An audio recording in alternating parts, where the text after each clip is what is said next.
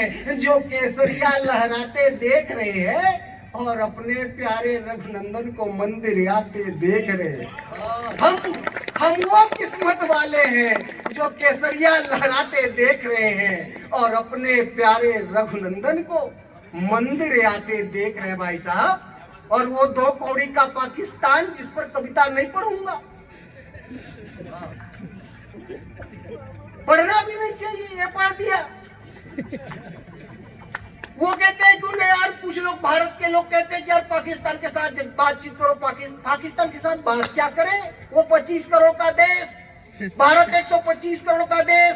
मैं तो कई बार ऐसा भी कहता हूं एकाग्र भैया कि भारत के 10-20 लोगों को टोकरी में रोटी लेके भेज दिया जाए पाकिस्तान और बिखेर दिया जाए तो वहां गृह युद्ध हो जाए रोटी के लिए। ऐसे देश के साथ युद्ध, कई बार तो मैं ऐसा सोचता हूँ कि वहां के लिए बम बारूद की आवश्यकता नहीं पाकिस्तान के लिए। बाबा रामदेव के योग करने वाले लोग सुबह उठे पाकिस्तान चले जाएं, बैठे सुबह 4 बजे और बस सांस ऊपर नीचे करें, प्राणायाम भस्त्रिका कपाल भाती।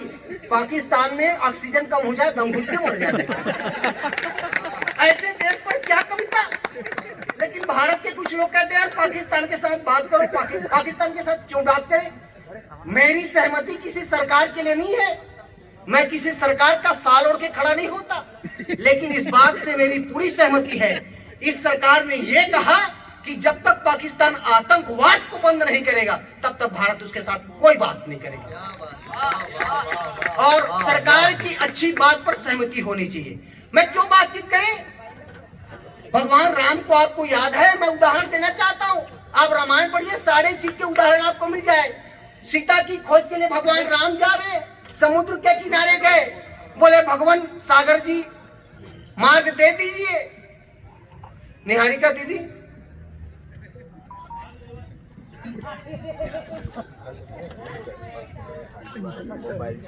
मैं परेशान हो गया ना, बस अभी वही बैठ जाए दीदी 5 मिनट, माँ कसम मर जाऊं मैं। बोले भारत माता की जय। मैं ये कह रहा था कि भगवान राम, कितना आनंद से कविता चल रहा है।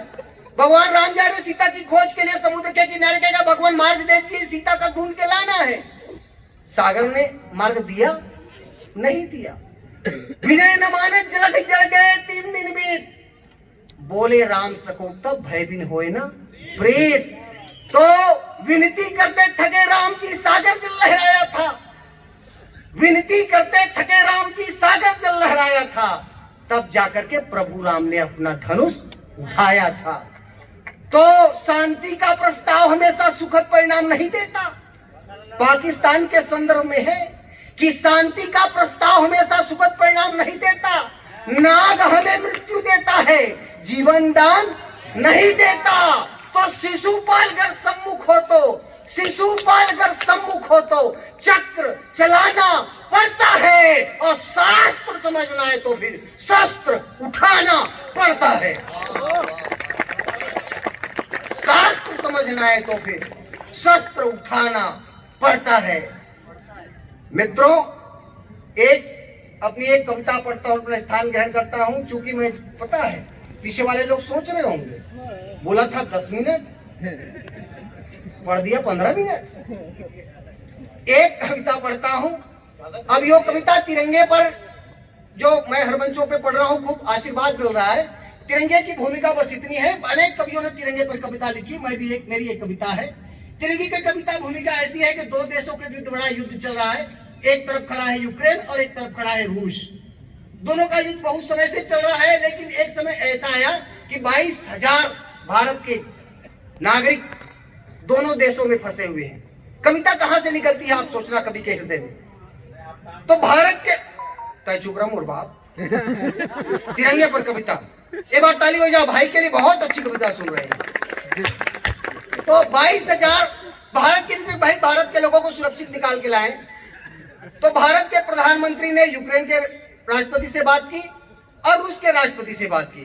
दोनों तरफ से अब आपकी तालियां उठे अपने राष्ट्रध्वज तिरंगा के लिए कि रूस के राष्ट्रपति ने और यूक्रेन के राष्ट्रपति ने एक ही जवाब दिया कि युद्ध के क्षेत्र में जो भी तिरंगा लेके बाहर आएगा, न उस पर रूस गोली चलाएगा, न उस पर यूक्रेन गोली चलाएगा। यह है तिरंगे की ताकत। मजे की बात देखिए, लेकिन इसी बीच पाकिस्तान के 10,000 लोग तिरंगा लेके निकल और सुरक्षित आ गए। लेकिन कवि ने कहा, देवेंद्र ने कहा कि बेटा पूरा पाकिस्तान जिस दिन तिरंगा उठा लेगा, रोटी के लिए नहीं मरोगे बेटा, तिरंगा उठा ले। तब पढ़ना चाहता हूं कि तिरंगा क्या है। तिरंगा तिरंगा तिरंगा हमारी एकता का आधार है। अब तिरंगा अपने ध्यान में रखना, राष्ट्रध्वज को। तिरंगा तिरंगा हमारी एकता का आधार है। तिरंगा है तो नक्शे को आकार है।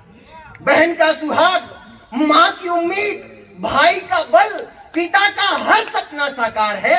भाई साहब तिरंगा है तो परिवार है। तिरंगा तिरंगा तिरंगा है तो परिवार है। तिरंगा है तो हरियाली है, धान की बाली है, ईद है, होली है, दिवाली है। अरे तिरंगे के नीचे ही सीमाओं की रखवाली है। तिरंगे के नीचे ही सीमाओं की रखवाली है।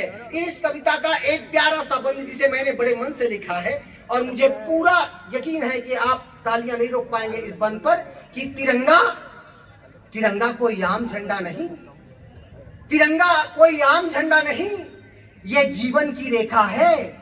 और तिरंगे के नीचे हमने बढ़ते भारत को देखा है। तिरंगा तिरंगा तिरंगा कोई आम झंडा नहीं, ये जीवन की रेखा है। और तिरंगे के नीचे हमने बढ़ते भारत को देखा है। तिरंगा ही तो